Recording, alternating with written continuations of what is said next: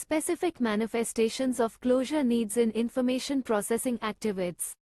How do the various epistemic motivations impact the way individuals approach information on their way to judgment? The discussion in the previous chapter suggests that two separate phases may be distinguished in this regard, those of knowledge formation and of knowledge maintenance.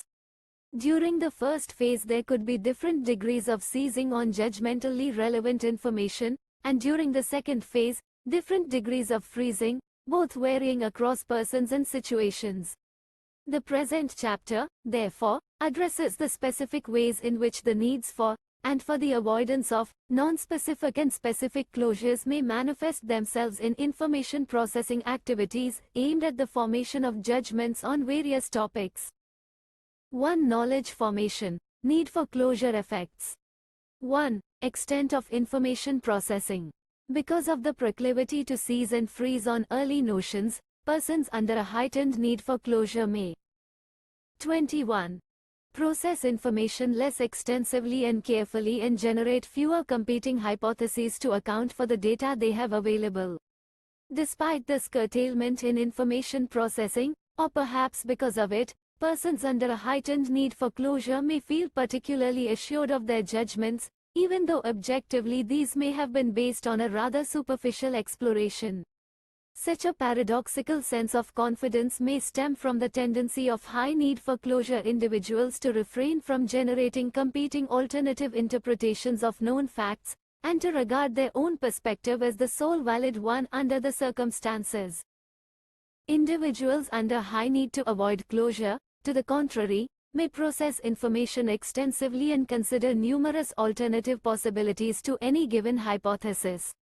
Thus, the higher the individual's need for closure, the briefer the extent of information processing in which they would engage. As a mirror image, the higher the individual's need to avoid closure, the stronger would be their tendency to process information extensively. Whether persons with high versus low needs for specific closure would engage in extensive information processing should depend on the conclusions yielded by their initial information processing. Individuals whose initial information processing yielded a desirable conclusion would probably stop their information processing right there and then, generally speaking, whereas ones whose initial information processing yielded an undesirable conclusion would probably be inclined toward a more extensive informational probing. Ditto and Lopez, 1992. Individuals with a high need to avoid a specific closure would probably refrain from extensive information processing if they lacked closure on the critical topic, or if they held closure other than the one they were attempting to avoid. To the contrary, individuals with a high need to avoid a specific closure may process information quite energetically and extensively if the early information threatened to indicate just the closure they were most inclined to avoid. 2. Cue utilization. If individuals under heightened need for non-specific closure seize and freeze on whatever first pops into their mind, assuming it is perceived as relevant to the judgmental topic, their judgments should be driven predominantly by early informational cues and less by later information. For example, they should be quicker to form impressions of persons on the basis of initial encounters, and be rather reluctant to alter their views even if subsequent interactions suggest they should, if those initial encounters be positive. So should the perceiver's overall impressions, even if further data brought to light more negative aspects of the target's personality. Similarly, should those initial encounters be negative, so should be the overall impression, with little that the perceived target could subsequently do to redeem his or her tarnished image.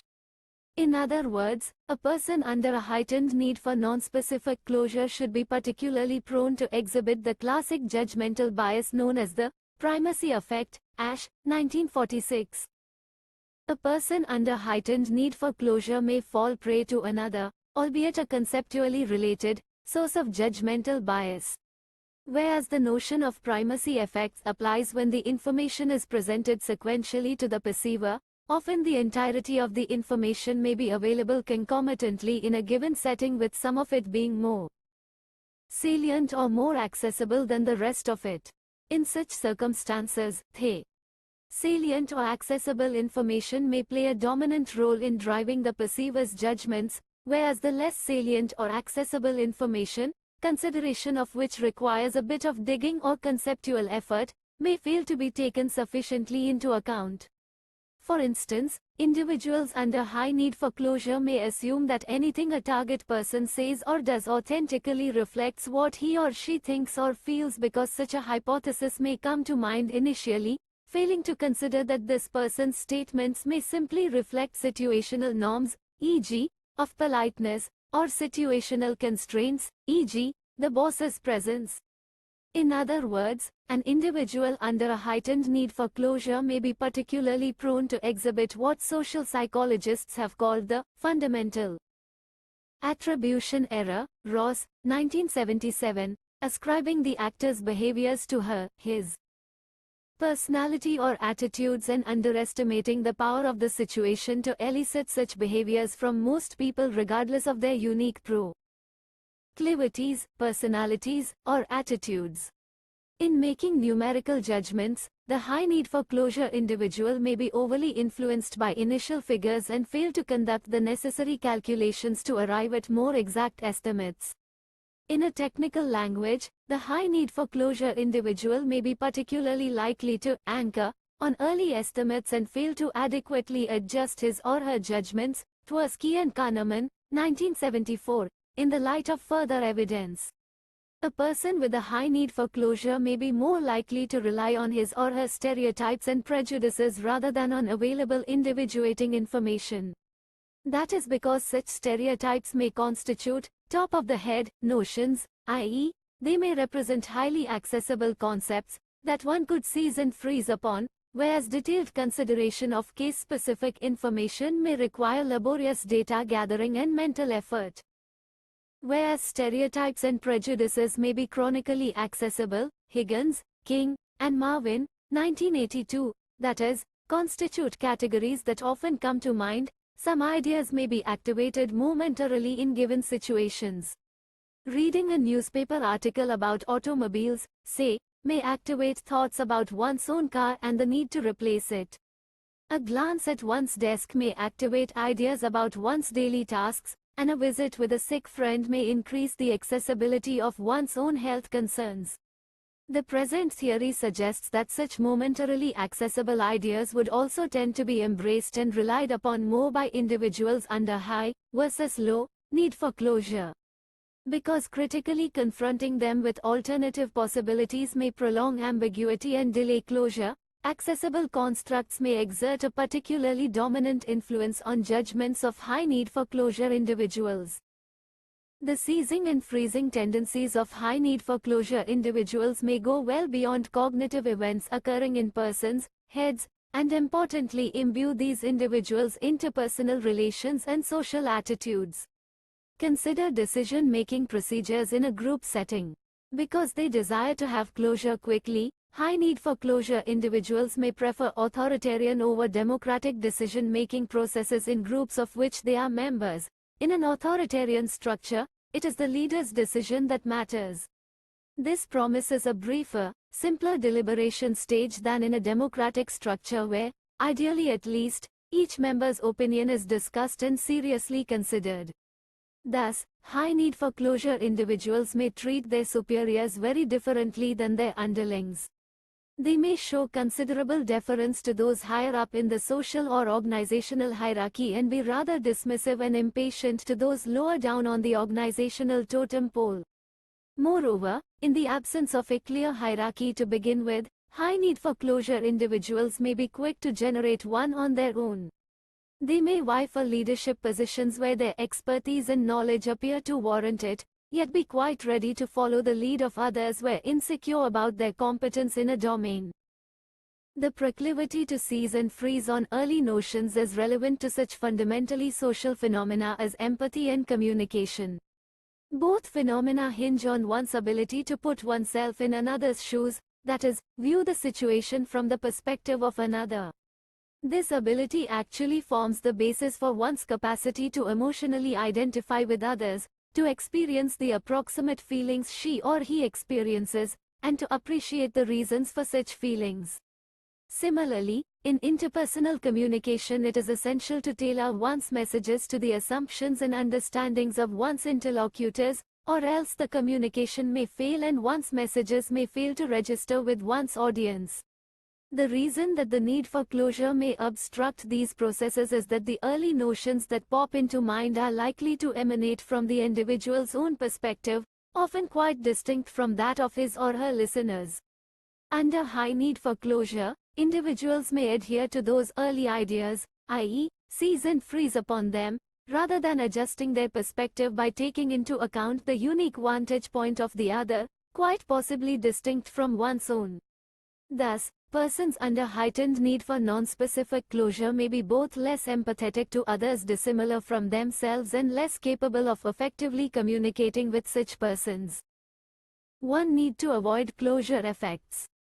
As already noted, persons with a high need to avoid non-specific closure may exhibit information processing biases opposite in direction to individuals with a high need for such closure. In other words, the higher their need to avoid non-specific closure, the lesser should be the individual's tendency to seize on initial cues and to base their judgments on them.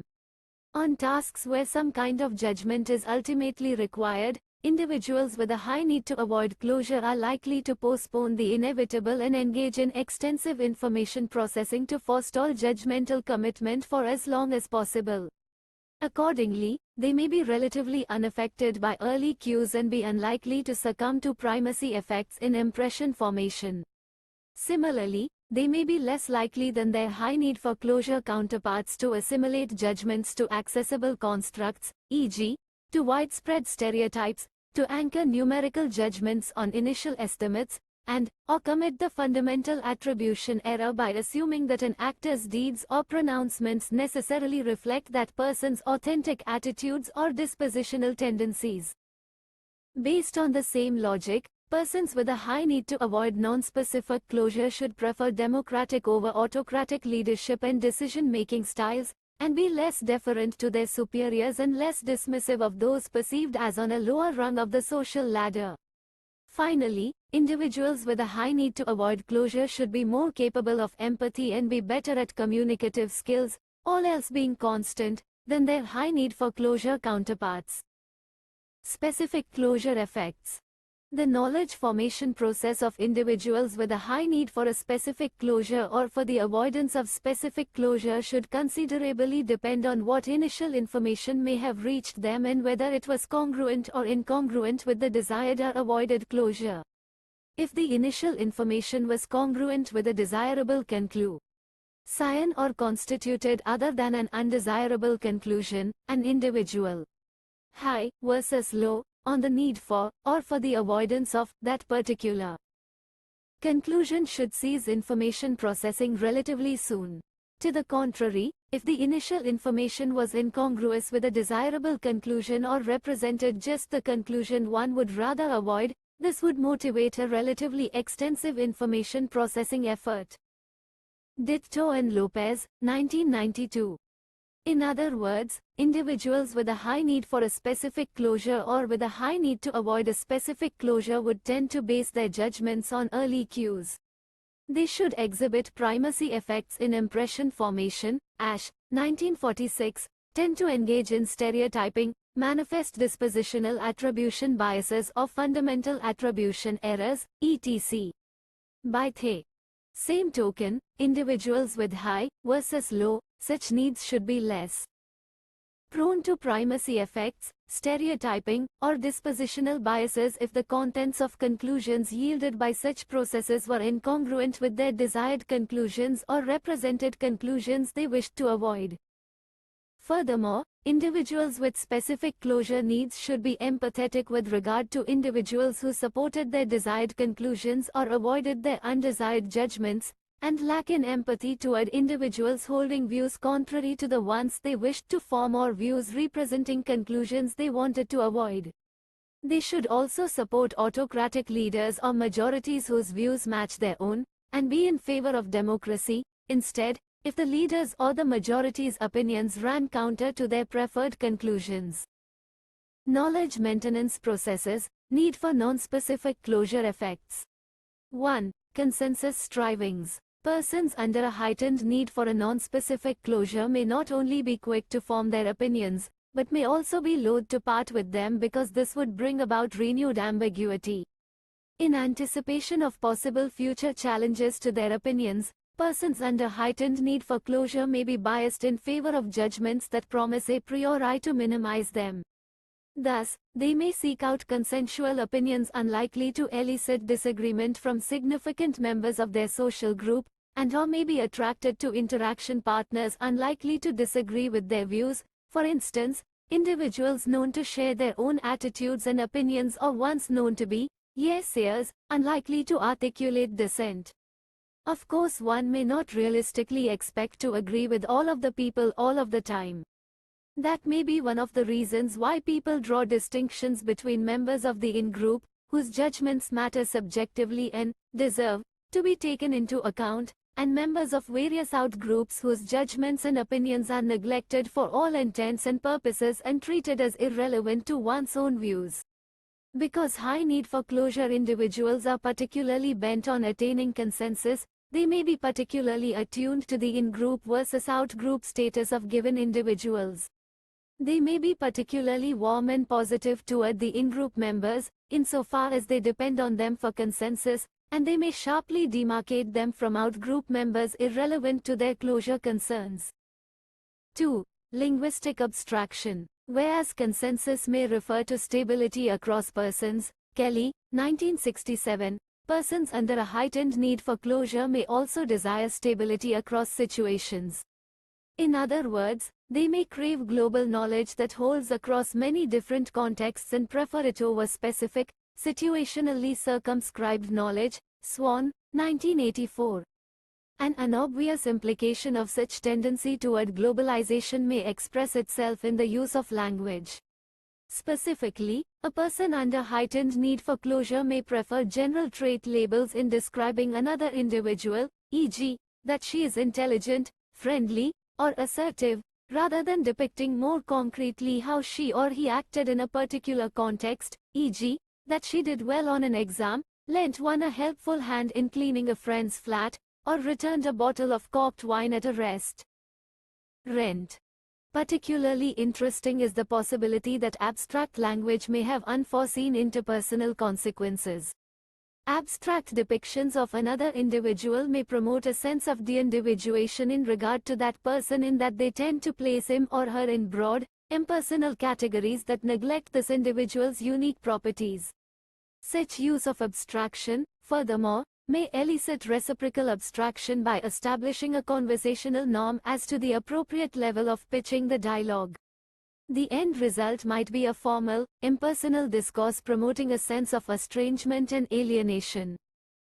3. Conservatism. Finally, but not least important, the quest for permanence and the tendency to freeze on extant knowledge may induce a general resistance to change among high need for closure individuals and the tendency to perpetuate the status quo whatever it might be. Jost, Glaser, Kruglansky, and Soloway, 2003a, b.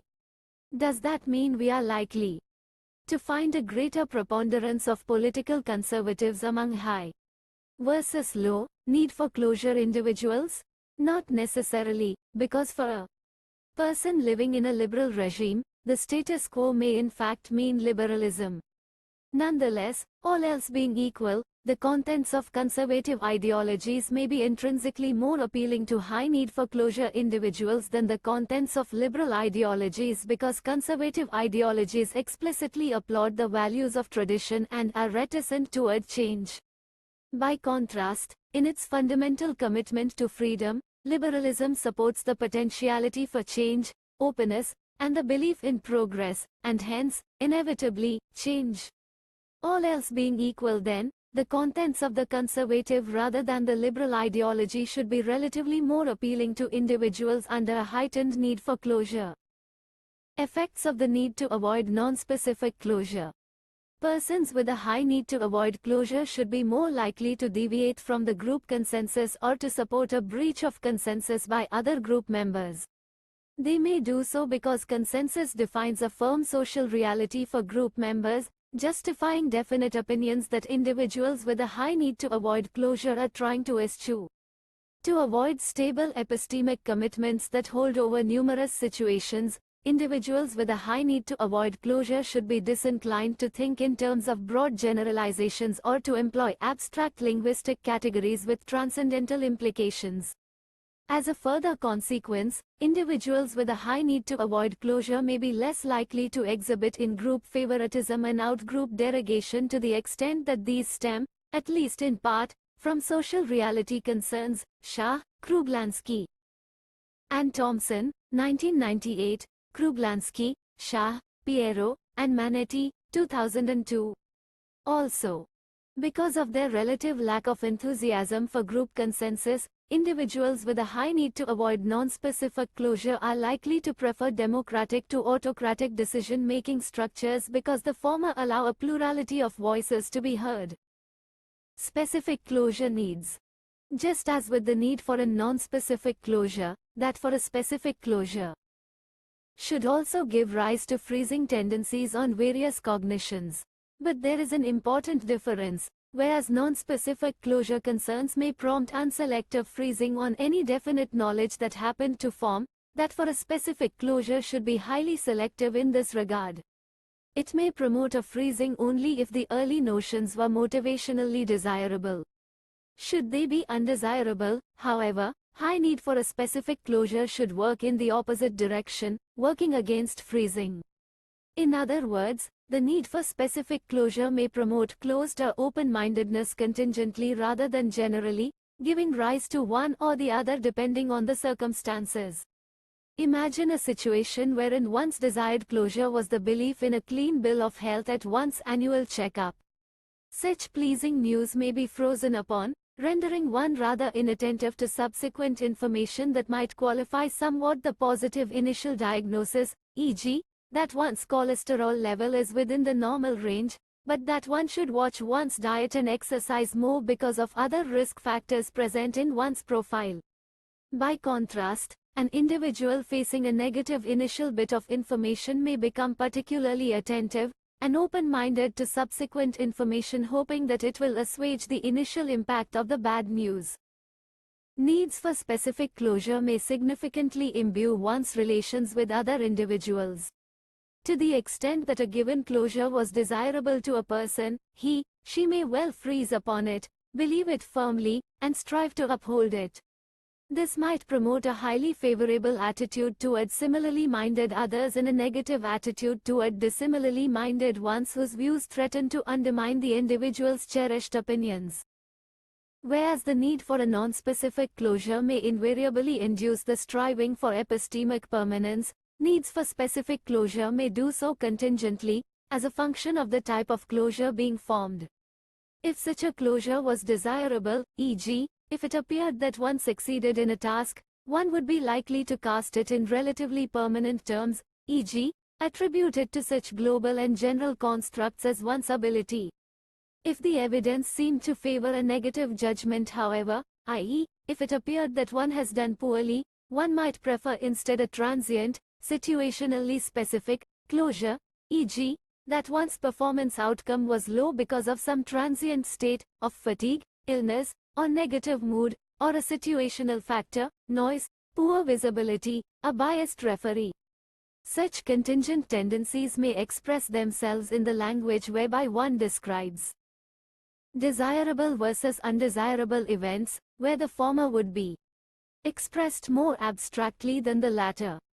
Similar considerations apply to conditions under which a need for specific closure would promote a desire for consensus in a group versus favoring a plurality of opinions. This too should depend on the desirability of the emerging consensus. Should such consensus be congruent with one's goals, e.g., if everyone in the group seemed to accept one's favorite proposals, consensus per se should be appealing and evoke positive thoughts about togetherness, e.g., we must act as a unit, our decisions should be unanimous. However, should the emerging consensus run counter to one's opinions, e.g., the rival recommendations were gaining the upper hand, one might feel rather negatively about it, seeing it, for example, as a sign of herd-like conformity, or obsequious political correctness. In such circumstances, one might feel more enthusiastic about a pluralism of viewpoints and intellectual independence. Individuals high on the need to avoid a specific closure may experience the impulse to freeze on extant opinions if they do not represent the dreaded closure. However, if the extant opinion did constitute, in fact, such reprehensible closure, or if the extant information did seem to warrant it, the individual may seek to undermine such an opinion or unfreeze it by urgently seizing upon information inconsistent with it, whatever else such information might imply. In group contexts, individuals under high versus low need to avoid a given closure should support the consensual opinion if it is innocuous or non-threatening. However, if it is in fact threatening, they should be supportive of deviancy and dissent. As to the tendency toward generality and abstraction, reflecting the permanence bias, it should be manifested by individuals high on the need to avoid a specific closure to the extent that their current opinion was non-threatening, whereas if it was threatening or otherwise undesirable, individuals high on the need to avoid closure should manifest the tendency toward concretization instead. Summary. Human cognitive functioning includes the capacity to shut off our minds and avoid the processing of new information potentially relevant to our judgments in a way that requires their rethinking and possible alteration. Such shutting of the mind fulfills an essential function without which knowledge formation and intelligent decision-making would be virtually impossible.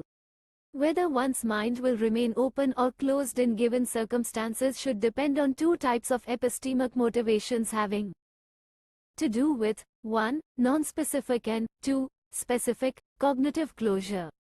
With regard to either, there exists a continuum of motivational attitudes ranging from a strong approach motivation represented by the need for non-specific or specific closures, all the way to strong avoidance motivations represented by the needs to avoid non-specific or specific closures. The present theory assumes that the epistemic motivations toward non-specific and specific closure can result from a wide variety of factors that are, therefore, functionally equivalent and should give rise to similar, motivationally based effects. It is assumed that all epistemic motivations, whether specific or non-specific and whether of the approach or avoidance type, can originate in a plethora of circumstances that render a given closure subjectively beneficial or costly to the individual. Such factors may relate to the particular situational context in which the person finds himself, socialization environments that imprint relatively lasting tendencies on his personality, and broad cultural contexts that imbue entire collectives of people with specific, stable inclinations. The present theory assumes that irrespective of its specific origins, once a given epistemic motivation is in place, its consequences, experiential, cognitive, or social, will be identical. In general, such consequences have to do with the degree of readiness to alter one's current epistemic states, of either the presence or the absence of cognitive closure, by the processing of new information, i.e., seizing, or the reluctance to do so, i.e., freezing. Such seizing and freezing tendencies may give rise to a variety of effects on different levels of social psychological analysis. 1. On the intrapersonal level having to do with individuals' judgments. 2. On the interpersonal level affecting one's rapport with others, e.g., as regards empathy or communicative efficacy. 3. On the group level, e.g., via consensus-seeking or predilections toward autocratic versus democratic decision-making structures, and 4. On the intergroup level, e.g., as reflected in in-group favoritism and out-group derogation. Research relevant to these consequences is considered in subsequent chapters. First, however, let us see how closed and open-mindedness phenomena were addressed in prior psychological analyses.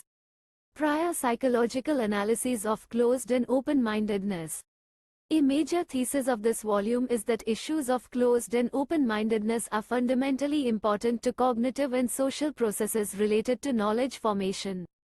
If so, one might surmise that prior psychological theorists of various kinds would have addressed them to some considerable degree. Is that actually the case? The answer appears to be yes and no.